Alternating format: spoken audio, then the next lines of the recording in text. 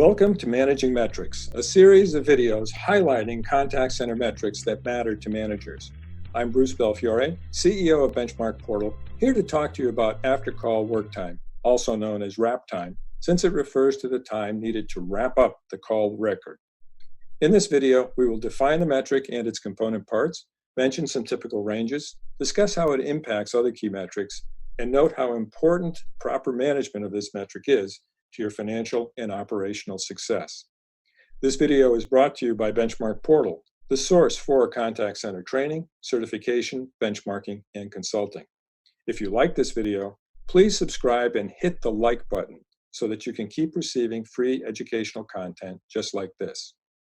Okay, so let's define after-call work time, also referred to as ACWT time, along with wrap time. It's the time taken from the moment the customer hangs up the call to the moment the agent becomes available for the next call. During this time, the agent is completing tasks related to the call just handled. These tasks may include finishing the customer record in the customer relationship management system and performing other tasks related to the call, such as sending emails or faxes, or calling other parts of the enterprise to resolve a call-related issue. The average ACW time metric is calculated by taking the total after-call work time for the center and dividing it by the total number of agent-handled calls.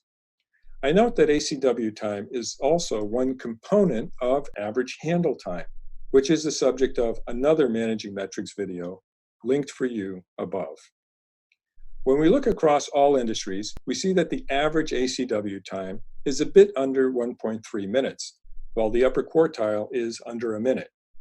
There's a considerable variation in ACW time based upon call types and the nature of the work performed in each industry vertical. If you want more specific information on how you compare to others in your industry, look for our published industry reports, which you can find through the resource links in the description below. ACW is an important metric to understand and manage because it has an influence on cost per transaction, agent availability, and utilization. The longer after-call work time is, the more the interaction costs the company. Here's a simple illustration. A center that moves from a 2-minute average ACW time to 1 minute will save half the time spent on this metric. To simplify, let's say a center computes a cost per agent call of $10. Let's say that ACW time represents 20% of total handle time, or $2 of the $10 total cost. Saving half of that time will save $1 on average per call. For a center that takes 500,000 calls per year, that represents $500,000 in savings. After-call work also has important impacts on operations. It is important for workforce managers, once they have forecasted call volumes, to multiply those volumes by the average handle time to help determine staffing needs. Reducing average handle time by 10% due to reduced after-call work time, as per our simplified example, will reduce the number of headcount needed. So, managing your after-call work time is important for scheduling and staffing costs as well. A best practice is to benchmark your average ACW time against other centers in your industry that take similar calls to the ones your center handles. When your average ACW time is higher than the industry average, you should look for root causes for that performance gap. Typical areas of opportunity include improved agent speed in keying and screen navigation, uptraining supervisors on coaching skills that can improve agents' ability to expeditiously handle after-call work, responsive and seamless CRM and knowledge management technology, and possible abuse of after-call time by some agents. You should also review your current documentation requirements. Are they still all applicable? Could they be reduced? Is there some duplication? If so, then you have a prime opportunity to improve your ACW performance. Note that agents should not be directed to compress after-call work time so much that they do a poor job in detailing the customer record. If that happens, the next agent who deals with the customer will find a confusing and poorly worded summary of the transaction, which will cause the next call to be unduly extended and may seriously damage the customer's experience and cause customer satisfaction to suffer. It's also a negative influence on the morale of the next agent who deals with that customer. Instead, your supervisor should empower agents by giving them tips on how to enter information efficiently while on the call. These include so-called talk and type dual tasking skills that can effectively reduce ACW time. You can also provide technology with hot button responses, which are keys that will instantly populate parts of the customer record with typical responses to speed things along.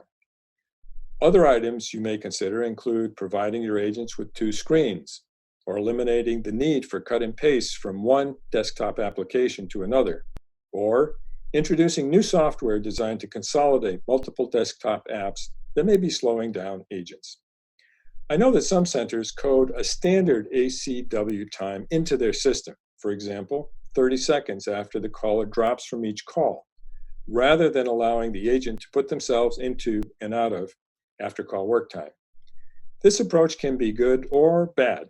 It may allow for just the right amount of time to wrap up the call, or it may be a waste of paid time.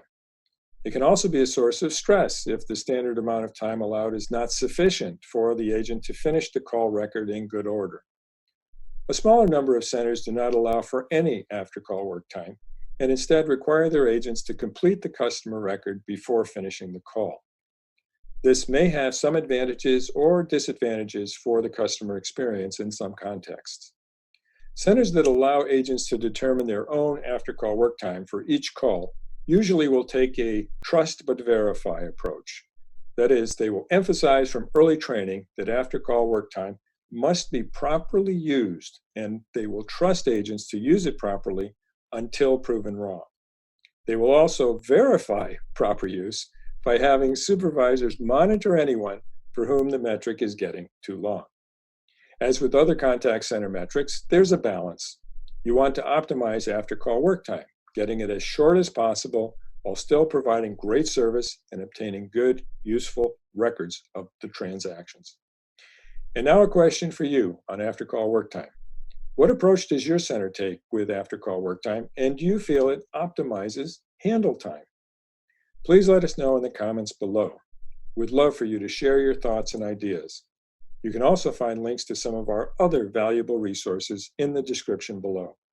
And don't forget to like and subscribe to our channel to get great content delivered to you. Good luck optimizing your average after-call work time in a healthy, balanced way.